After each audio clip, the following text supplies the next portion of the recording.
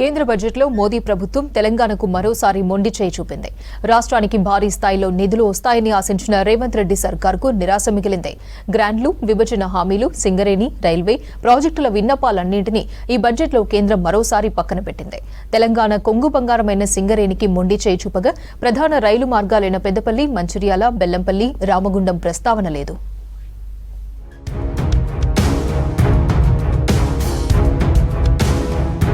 తెలంగాణ ఏర్పడిన తరువాత తొలిసారి రాష్ట్రం నుంచి బీజేపీ తరపున 8 మంది లోక్సభకు ఎంపికయ్యారు. వారి నుంచి 2కి కేంద్ర మంత్రివర్గంలో స్థానం దక్కింది. ఈ నేపథ్యంలో ఈసారైనా నిధులు ఆశించిన స్థాయిలో దక్కుతాయని రాష్ట్ర ప్రభుత్వం ఎదురుచూసింది. కేంద్ర బడ్జెట్ కేటాయింపులను బట్టి రాష్ట్ర బడ్జెట్ను ఖరారు చేయాలని ప్రభుత్వం నిర్ణయించింది.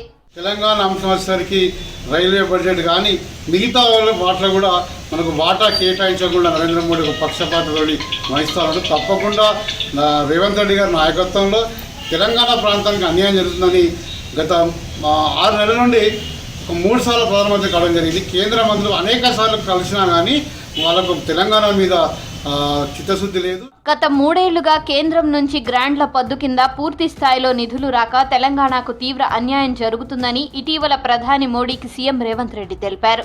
అన్ని రాష్ట్రాలకు జనాభా నిష్పత్తిలో కేంద్ర పథకాల ద్వారా నిధులు కేటాయించాలని కూడా కోరారు. కానీ అలా రావడం లేదు. తెలంగాణ సింగరేణి కేటాయింపుల్లో కోత విధించింది. గత బడ్జెట్లో సింగరేణికి 1650 కోట్లు కేటాయించగా ప్రస్తుత బడ్జెట్లో 1600 కోట్లతో సరిపెట్టింది. పారిశ్రామిక ప్రాంతం సింగరేణి కోల్బెల్ట్ జిల్లాల్లో దాదాపు 40,000 మందికి పైగా కార్మికులు పనిచేస్తూ ఉంటే మరి ఇన్కమ్ ట్యాక్స్ మాఫీ గురించి మాట్లాడకపోవడం, అదేవిధంగా కేంద్ర ప్రభుత్వం దాని గురించి చర్చించకపోవడం బాధాకరమైనటువంటి విషయం. ఏది ఏమైనప్పటికీ తెలంగాణ రాష్ట్రానికి ₹1 కూడా కేటాయించకపోవడం తెలంగాణ రాష్ట్ర ప్రజలను అవమానించిందని ఈ సందర్భంగా మేము తెలియజేస్తా ఉన్నాం.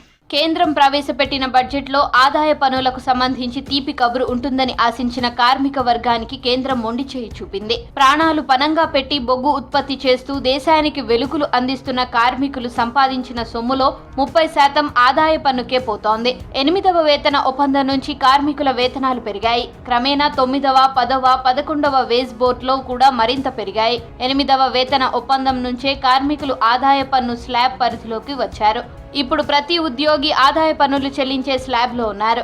కేంద్ర బీజేపీ ప్రభుత్వానికి ఈ తెలంగాణ ప్రాంతం మీద ప్రేమ లేదనేది మరి ఒకసారి రుజువైంది.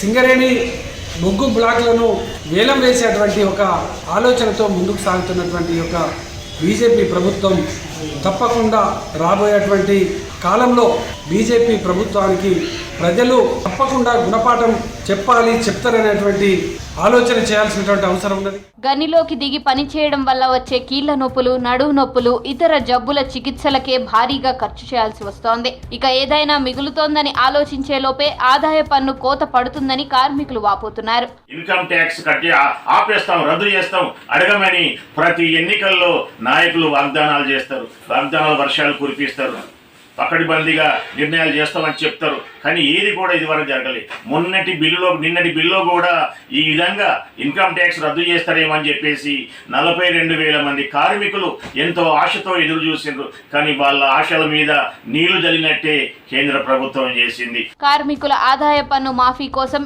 ఏళ్లుగా పోరాడుతున్నారు. ప్రతి ఎన్నికల్లో నేతలు కార్మికులకు ఆదాయ పన్ను మాఫీ చేస్తామని హామీ ఇచ్చి ఓట్లు వేయించుకుంటున్నారు. అన్ని పార్టీలకు ఇది రాజకీయ అస్త్రంగా మారిందని కార్మికులు వాపోతున్నారు. కోల్ ఇండియాలో అలవెన్స్ పై పడే ఆదాయ పన్నులను అక్కడి సంస్థలు రియంబర్స్మెంట్ చేస్తున్నాయి. సింగరేణిలో కూడా ఆ సిస్టమ్ అమలు చేయాలని రాష్ట్ర ప్రభుత్వానికి కార్మికులు కోరుతున్నారు. ఇప్పటికైనా కేంద్రంలో అధికారంలో బీజేపీ గవర్నమెంట్ ఏం చేయాలంటే ఈ సింగరేణిలో కానీ రైతులకు కూడా ఎలాంటి ఇది కేటాయించలేదు. అదేవిధంగా సింగరేణి కార్మికులకు కూడా ఎలాంటి ఇవి చేయలేదు. కాబట్టి వాళ్ళ గురించి కూడా పునరాలోచించాలి. వచ్చే బడ్జెట్లోనైనా వాళ్లకు తగిన న్యాయం చేయాలని చెప్పి మేము కోరుతున్నాం. దేశ సరిహద్దుల్లో త్రివిధ దళాల్లో ఆదాయ పన్నులు మాఫీ ఉంటుంది. ప్రాణాలు పణంగా పెట్టి దేశం కోసం పనిచేస్తున్నారని రిస్క్ సెక్టార్గా గుర్తించి పన్ను మాఫీ చేస్తున్నారు.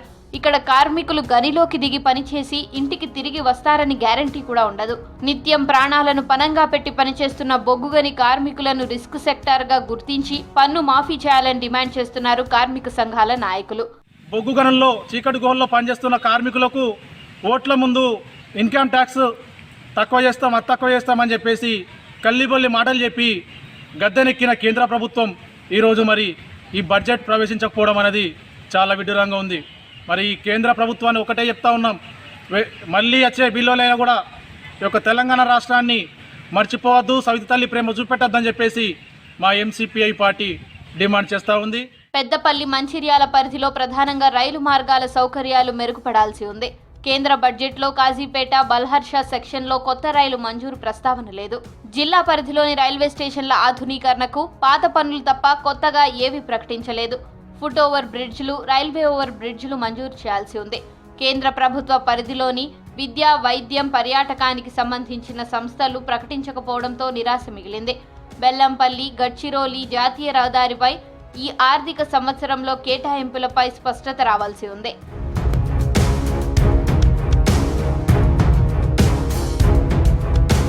సింగరేణి ప్రైవేటీకరణ చేస్తూ సింగరేణి కార్మికులకు తీవ్ర అన్యాయం చేస్తున్నారని పెద్దపల్లి ఎంపీ గడ్డం వంశీకృష్ణ పార్లమెంట్లో గలం విప్పారు. వెంటనే సింగరేణి ప్రైవేటీకరణ రద్దు చేయాలని, సింగరేణి కార్మికుల ఇన్కమ్ ట్యాక్స్ మాఫీ చేయాలని బొగ్గు గనుల శాఖ మంత్రి కిషన్ రెడ్డిని కోరారు. I request Honorable Kishan Reddy Garu not to privatize Singareni coal mines and to ensure direct allotment to Singareni, because Singareni itself is under great difficulty. We have around 30,000 crores of receivable spending, sir. The majority of our workforce will benefit from this great decision, and also I request to continue the benefits and the same number of jobs continue even if the government is not looking at this situation. I really request Singareni privatization not to be done and Singareni to be saved and public sector units continue, sir. Thank you so much. పారిశ్రామిక ప్రాంతంగా ఉన్న జిల్లాలో కేంద్ర ప్రభుత్వం ప్రవేశపెట్టిన బడ్జెట్పై మండిపడుతున్నారు స్థానికులు.